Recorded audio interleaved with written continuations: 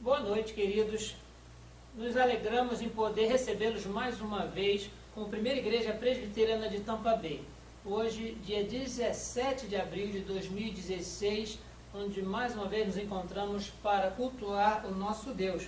Nós aqui no campo missionário, na cidade de São Petersburgo, na Flórida, Estados Unidos, estamos realizando esse trabalho desde o dia 1º de fevereiro de 2014. E nos alegramos com você que nos acompanha e nos assiste através da nossa página no Facebook da internet.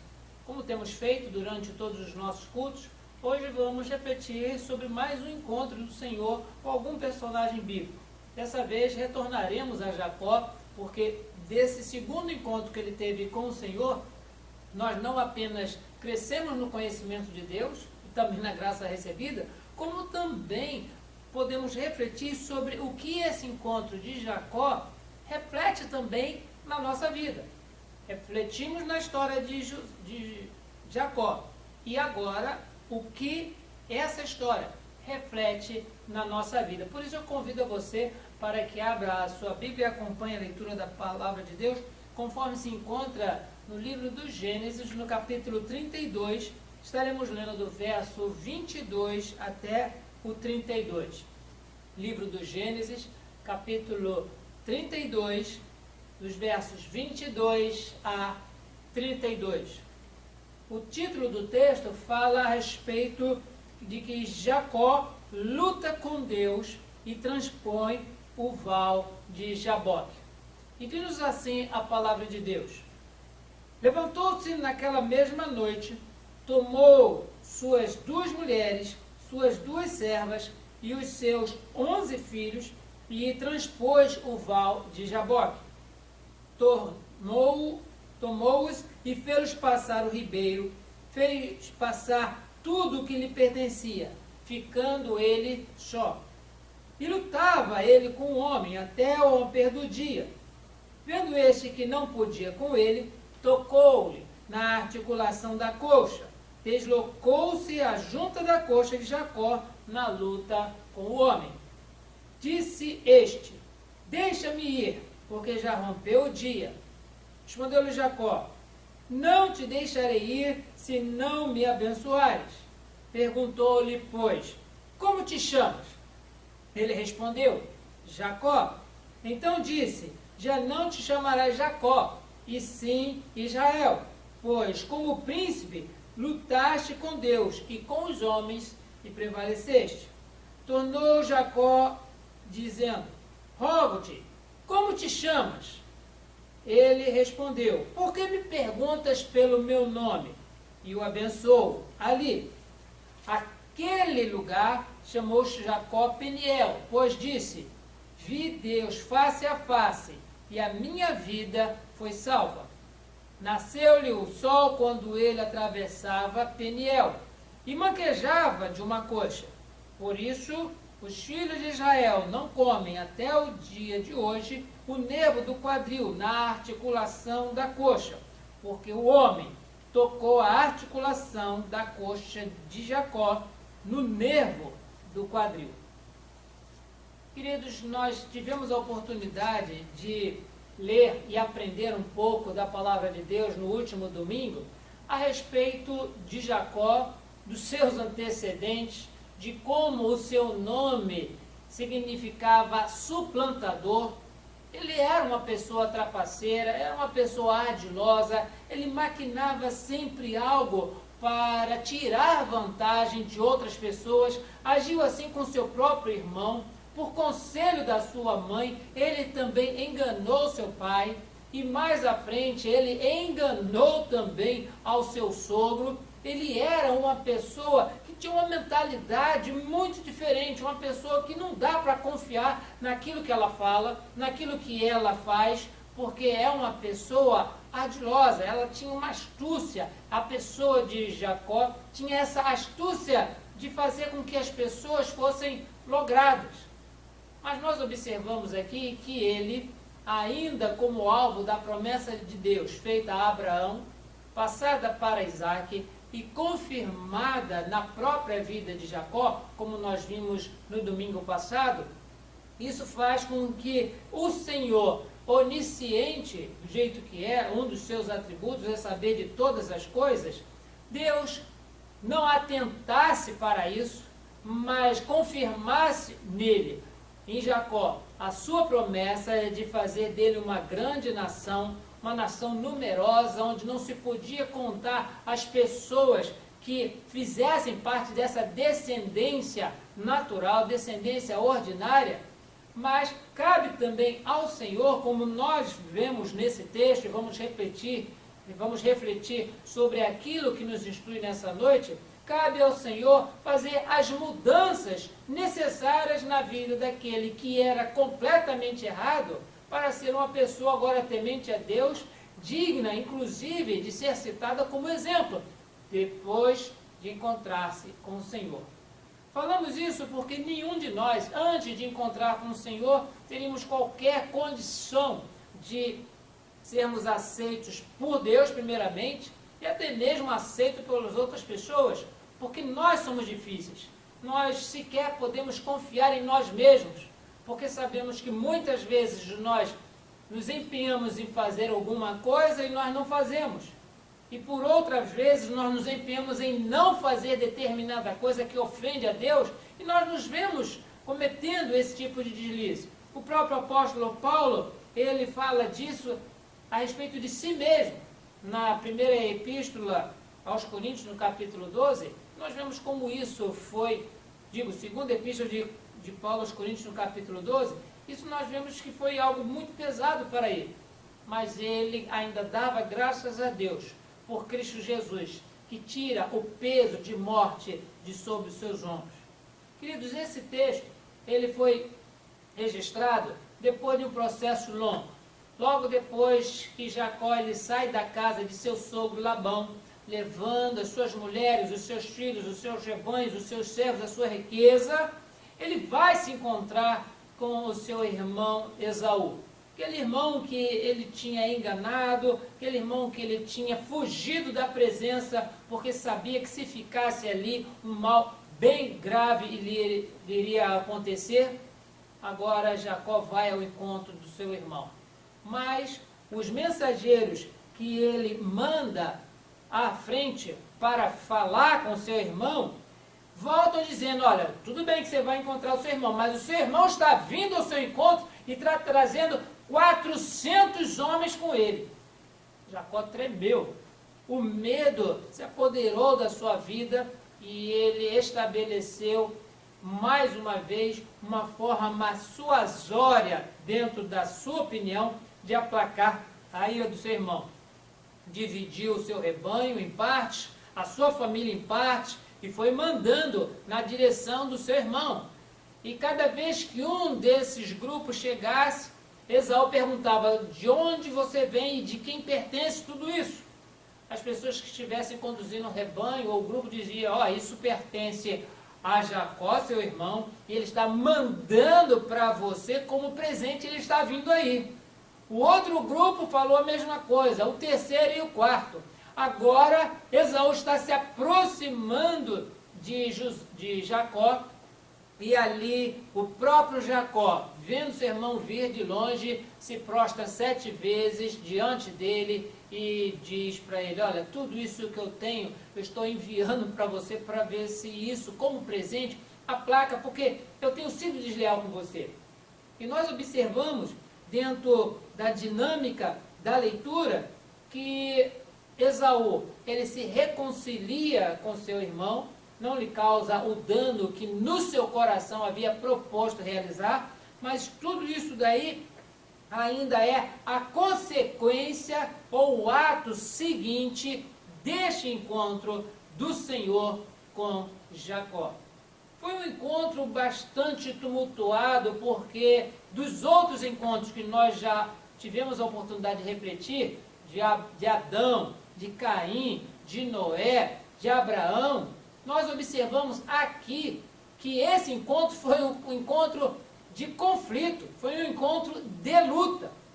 Quando Jacó envia, por último, o último grupo das suas esposas, das suas mulheres, dos seus filhos, fica ele só, E antes de atravessar o val do Jaboque, ou seja, é um rio que dá para uma pessoa atravessar a pé sem que se afogue, sem que tenha que mergulhar, porque a palavra val significa um espaço dentro de um curso d'água que dá para passar a pé sem que a pessoa precise construir ponte ou precise de navegação, seja lá o que for. Então, naquele curso de rio do Jaboque havia um val. E no val do Jaboque, antes de atravessar, houve esse conflito.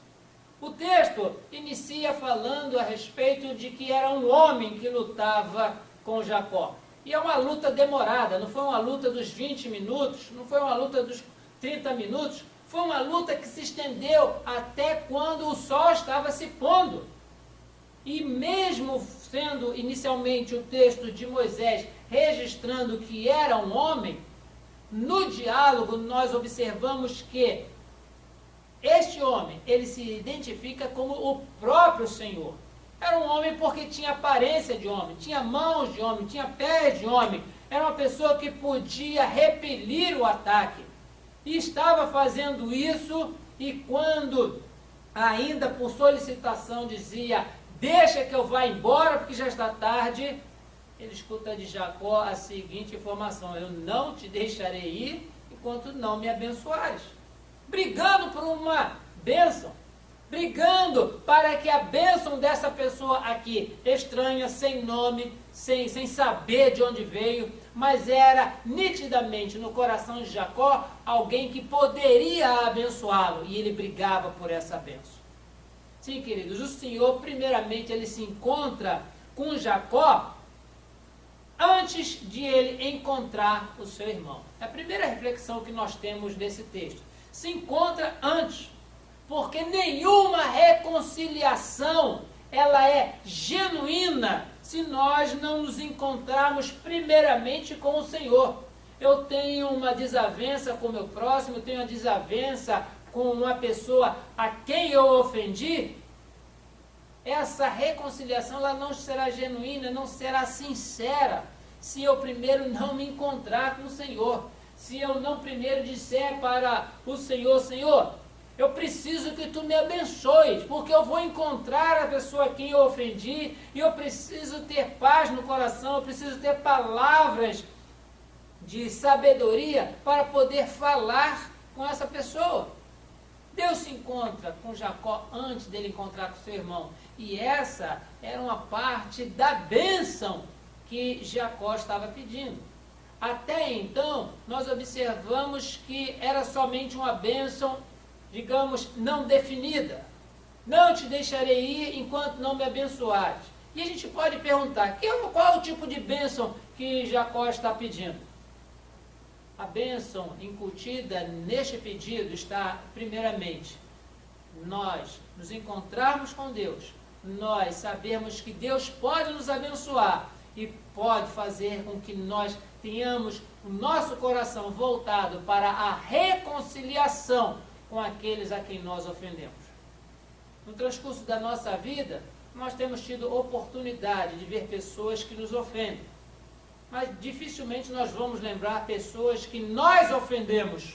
E essas pessoas estão ainda magoadas, estão ainda ressentidas, e muitas vezes elas vêm ao nosso encontro para cobrar de nós uma retratação. Como haverá uma retratação sincera, uma retratação eficaz, se nós primeiramente não nos encontrarmos com o Senhor? Jacó, ele teve esse encontro com o Senhor antes de encontrar com seu irmão. Mas nós vemos, irmãos, que desse outro encontro, desse segundo encontro de Jacó com o Senhor, foi também para que não somente a reconciliação com seu irmão fosse feita de forma sincera, mas de que, uma forma muito especial, o próprio Jacó, ele fosse abençoado com mudanças próprias no seu coração.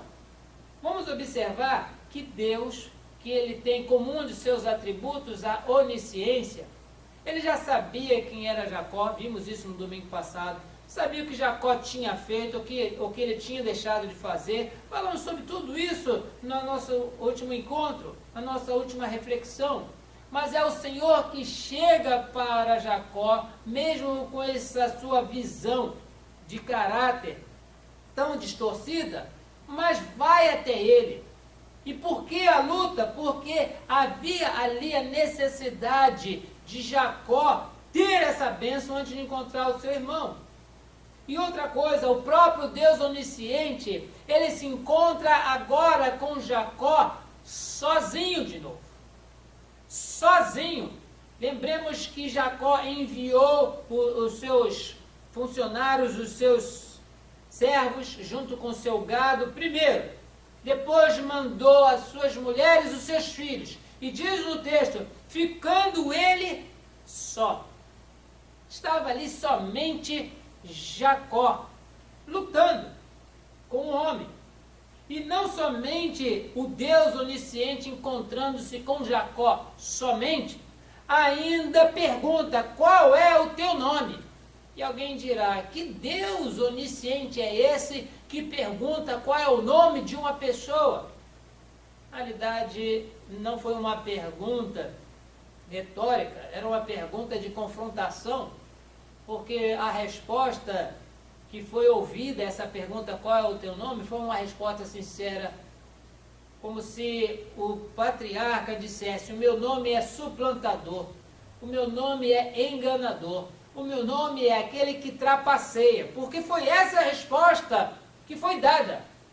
Quando aquele homem lutava com o patriarca, ele perguntou qual é o seu nome, ele disse, o meu nome é Jacó. Ele estava sozinho. E ele foi ali, sincero. Ele precisava encontrar-se consigo mesmo. E desta forma, ele recebeu ali a resposta que ele havia feito, da pergunta que havia feito. Qual é o teu nome? Disse aquele homem. E o patriarca respondeu, meu nome é Jacó. Eu sei o que eu tenho feito. Eu sei o que eu tenho falado. Eu sei o quanto eu tenho enganado. E este encontro que eu estou tendo agora com o Senhor, sozinho, antes de encontrar o meu irmão a quem eu tenho ofendido, eu não nego a minha natureza, eu não escondo quem eu sou sincero diante de Deus. Por isso, esse segundo encontro do Senhor com Jacó, do qual nós nos debruçamos para refletir, diz que nós também, quando nos encontramos com o Senhor, é necessário que nós estejamos de uma maneira bem sincera e preferencialmente a sós com Deus. É diferente do encontro comunitário nas nossas igrejas, onde nós adoramos, cantamos, oramos, nos alegramos e ainda tem o cafezinho no final do culto. É muito fácil encontrar com Deus quando nós estamos acompanhados dos irmãos e irmãs. Mas aqui, este encontro nos fala que Jacó encontrou-se com Deus sozinho. E ali ele não pôde esconder do Deus onisciente quem, na realidade, Jacó era. Isso nos faz lembrar a recomendação do Senhor no Evangelho de Mateus, no capítulo 6, quando nas orientações que o Senhor deu de como se deve orar, Jesus disse, tu, porém, quando entrares, entra no teu quarto e, fechada a porta, orarás ao teu Pai que está em secreto, e o teu Pai que te vê em secreto te recompensará. O teu Pai que te vê em secreto te ouvirá. O teu Pai que te vê em secreto, ele te abençoará. É ali o encontro pessoal, não é algo terceirizado. E nós observamos que Deus, o Senhor onisciente, que pergunta o nome de Jacó, não para que saiba, mas para que Jacó reconheça quem ele é, isso transpira ali a honestidade de Jacó. E certamente, nessa sinceridade, uma prontidão de Deus para abençoar. Sim, queridos, o Senhor se encontra com Jacó e o abençoa. depois que nós observamos que Deus se encontra com Jacó antes dele encontrar o seu irmão. Mas o encontro, irmãos, também do Senhor com Jacó não é somente para lhe dar reforços retóricos ou intelectuais para se encontrar com seu irmão Esaú. Não é somente para que Jacó ele veja a sua real condição diante de Deus. Diz o texto que o Senhor se encontra com Jacó para lhe mudar o nome. Até então, Jacó ele era suplantador, ele era uma pessoa traiçoeira, era uma pessoa enganadora, era alguém que nós não podíamos confiar nas suas ações. Era uma pessoa difícil, muito difícil de relacionamento sincero. Não havia ali uma paz com quem convivesse com Jacó. Mas Deus se encontra com Jacó para lhe mudar o nome. Porque diz o texto, logo depois desse encontro, diz ali, logo não te chamarás mais Jacó, mas te chamarás Israel, porque com os homens, lutaste com Deus e com os homens e prevaleceste. Diz-nos o verso 28. Sim, queridos, quanto a essa luta, nós não queremos dizer em hipótese alguma, ou dentro de um contexto fundamentalista ou literal, de que Jacó lutou efetivamente com Deus. E outra coisa, que Jacó, ele prevaleceu contra Deus. Se isso tal acontecesse, esse Deus a quem nós cremos, a quem nós adoramos, prestamos culto, Criador do universo e tudo que existe, ele seria desqualificado e certamente Jacó lhe ocuparia o lugar. Mas essa luta foi muito mais para que Jacó visse o seu próprio interior do que mostrar de que ele tinha algum poder de prevalecer contra o Eterno. Na realidade, isso nunca aconteceu. Mas Deus se encontra com Jacó para lhe mudar o nome.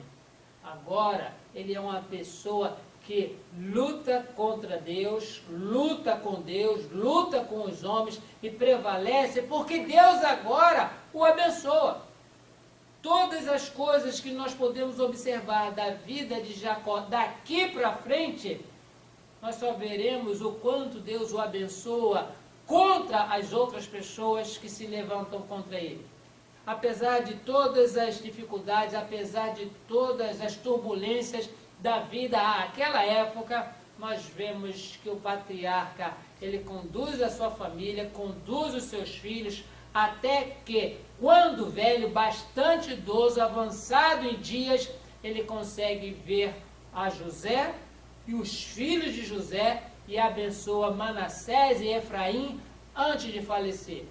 Alguém que já estava desanimado da vida, porque a notícia que ele tinha recebido dos seus filhos é que José tinha sido morto, devorado pelas feras do campo, e logo depois, quando os filhos voltam do Egito, faltando um, e esse grupo diz, olha, o dono, o senhor lá do Egito, disse que só vai nos alimentar se a gente levar o caçula para lá, Benjamim, porque o outro está lá preso.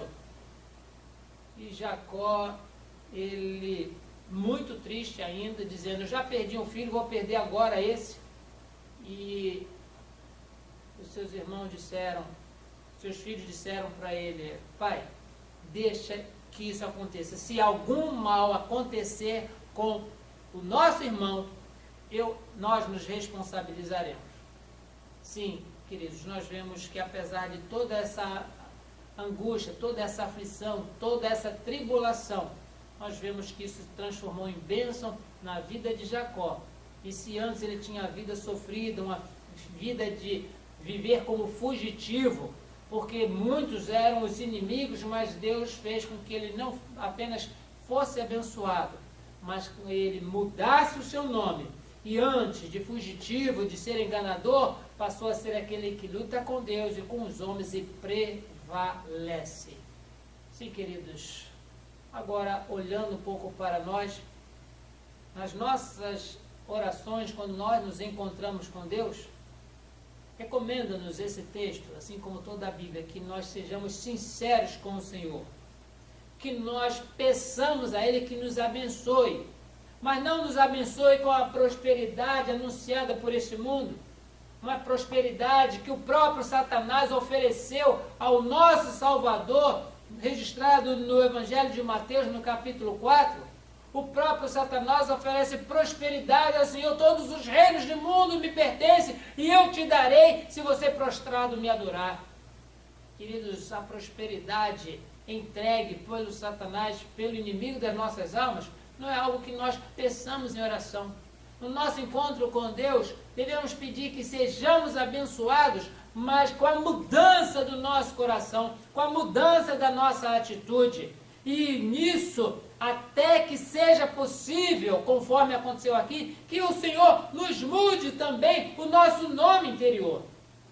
Digo nome interior porque nós não iremos a um cartório, não estabeleceremos um procedimento jurídico para mudar o nosso nome, de A para B ou de B para C, mas mudar a nossa concepção do mundo, porque Deus, Ele muda, é o único que tem a capacidade de mudar o coração e mudar também com isso o nosso nome, fazer com que nós sejamos respeitáveis e aceitos diante dele. Sim, queridos, Deus se encontrou novamente com Jacó para que ele pudesse ter condição de encontrar-se com seu irmão e reconciliar-se com Esaú de uma forma genuína, de uma forma sincera. Deus se encontra com Jacó para o abençoar. Deus se encontra com Jacó para mudar-lhe o nome. Que essas consequências do encontro do Senhor, desse segundo encontro do Senhor com Jacó, também possam recair sobre a nossa vida a ponto de nós enxergarmos diante de Deus o que nós precisaremos ou iremos pedir ao Senhor em oração, nos nossos encontros devocionais com Ele, para que não apenas peçamos a bênção, mas que nós também sejamos instrumento de bênçãos na vida dos outros. Deus assim nos abençoe, e se for da vontade do Senhor, no próximo domingo, nós estaremos aqui novamente para refletirmos sobre mais um encontro do Senhor com outro personagem bíblico. Que Deus assim te abençoe. Amém.